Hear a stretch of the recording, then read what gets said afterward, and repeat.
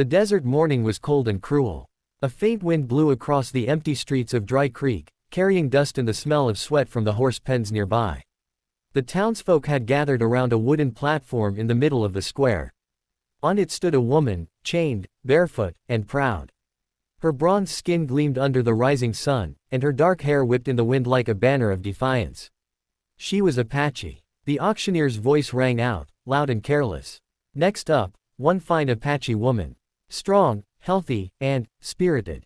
His words drew laughter from the crowd. Some men whistled, others threw coins in the dirt just to mock her. But the woman kept her head high, her piercing eyes scanning the faces before her. She looked more like a queen in exile than a captive. At the edge of the crowd stood Ethan Cole, a retired Union scout turned rancher. He had ridden into town for supplies and perhaps a drink, not to witness this cruelty. But when he saw her, the defiant woman on the stage, something inside him shifted. There was no fear in her gaze, only fire. $3 to start, shouted the auctioneer. She'll make a fine worker, or whatever else you fancy. Ethan clenched his jaw. Around him, men barked their bids, treating the woman like a horse at market. He felt disgust, but also something else, a strange pull he couldn't explain. Suddenly, she looked straight at him. For a brief moment, the noise of the crowd vanished. Her lips parted, and her voice, though soft, carried through the air like a whisper meant only for him. "Please, buy me," she said. "Make me your wife." The words froze him in place. He couldn't believe what he'd heard. The crowd was still shouting, the auctioneer calling for higher bids, but all Ethan could see was her, the desperation, the pride, and the glimmer of hope behind her eyes. $5, shouted a man nearby. $6, another yelled. Before Ethan realized it, his own voice rose above the rest. 10. The crowd fell silent. The auctioneer grinned, tapping his hammer. $10, going once. Going twice. Sold, to the cowboy with the quiet eyes. The hammer fell, echoing like a gunshot. Ethan stepped forward, his heart pounding. The chains were handed to him, cold and heavy. As he took them, the Apache woman looked at him again, not with hatred, but with something close to trust. "My name is Naya," she whispered. Ethan nodded slowly. "You're safe now, Naya." But as they walked away from the jeering crowd, Ethan felt a heavy weight settle on his chest. He had bought her freedom, or so he thought. Yet deep down, he knew this was only the beginning of something far more complicated, something neither of them truly understood. The sun climbed higher, burning away the morning chill. Behind them, Dry Creek faded into the dust, and ahead lay a path neither could predict, a journey that would test both their souls. Ethan's horse kicked up dust as it carried him and the Apache woman, Naya, away from Dry Creek. The sun was high now, blazing over the open plains, but silence lay heavy between them. Naya sat behind him, her wrists still bound loosely by the iron chains he'd been forced to take from the auction block. Ethan hated the sight of them. He wanted to free her immediately, but he also knew how dangerous the roads were, bandits, bounty hunters, and worse. After a few miles, he stopped by a Dry Creek bed shaded by a dying mesquite tree. "You must be thirsty," he said, dismounting. He offered her his canteen. For a moment, she hesitated, proud even in captivity, then she drank, her eyes never leaving his face. "You bought me," she finally said, her voice calm but heavy. "But I'm not yours." Ethan nodded slowly. "I know. I didn't buy you to own you, Naya. I just couldn't stand seeing them treat you that way." Her expression softened, but only slightly. "Men always say that. Then they change. I'm not one of them," he replied. He took out a small knife and cut through the iron chain links one by one. The final snap echoed in the stillness. Naya rubbed her wrists, staring at him in quiet surprise. "You're free," Ethan said simply. But freedom, it seemed, was not so simple. Naya looked around at the vast emptiness, the endless plains, the distant mountains. "Where would I go?" she murmured. "My people are gone. My tribe, burned." Her voice cracked at the last word. Ethan said nothing. He knew the cruelty of men, of war, of greed. He had seen it all during his years as a scout. The same army that paid him once had slaughtered tribes like hers. "Then stay," he said finally. "You can come to my ranch. Work if you like. Leave when you want." Naya looked at him, studying his eyes as if trying to find the truth in his words. Finally, she gave a small nod. "I'll go with you. For now." By the time they reached Ethan's ranch, the sky was glowing orange with the coming sunset. His land stretched far and wide, an ocean of golden grass with a small wooden house at its heart. A few cattle grazed in the distance. It was lonely, quiet, too quiet for a man who once lived by the gun. Ethan helped Naya down from the horse.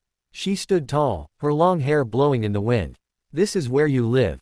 she asked. He smiled faintly. "Where I try to." That night, he built a fire outside the cabin.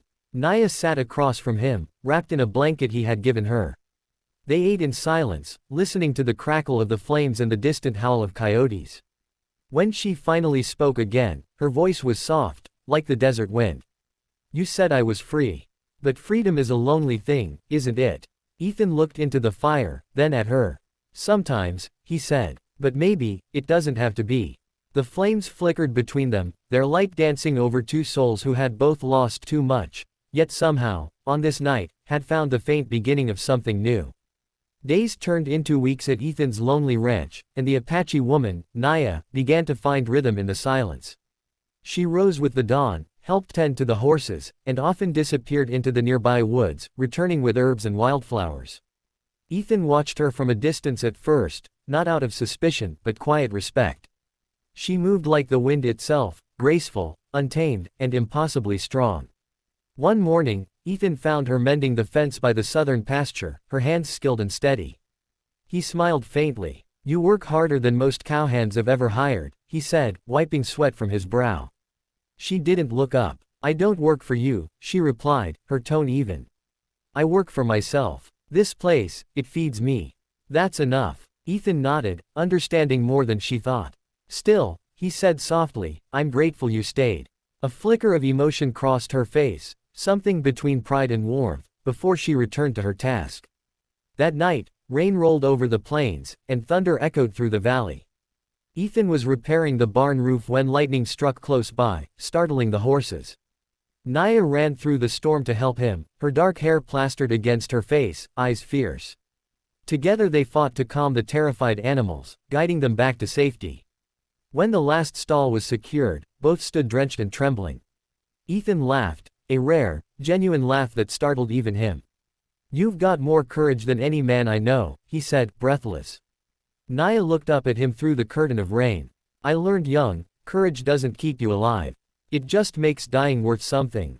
Ethan's smile faded. He wanted to tell her she didn't have to think that way anymore. But he knew, you can't wash away years of pain with kind words. So instead, he just nodded, his gaze steady. "Not here, Naya. Not anymore." Inside the cabin, they sat by the fire, clothes drying over the hearth. Naya traced the flames dance with her eyes. "Your house is quiet," she said finally. "Too quiet." Ethan looked around. "Wasn't always. My wife died years ago. Fever took her before the harvest. After that, I learned to live with silence." Naya turned to him, her expression softening. "And yet, you saved me, a stranger." "Why?" He hesitated, then spoke honestly. "Because no one saved her when she needed it most. I couldn't do nothing again." The words lingered in the air, heavy but true. Naya reached out, hesitating before resting her hand briefly over his. "You did something this time," she whispered. "That matters." The storm outside began to fade, leaving only the steady patter of rain on the roof. For the first time in years, Ethan didn't feel alone. And Naya, a woman once treated like an animal, felt a warmth she hadn't known since childhood. Neither spoke again that night. But something unspoken passed between them, fragile, real, and undeniable.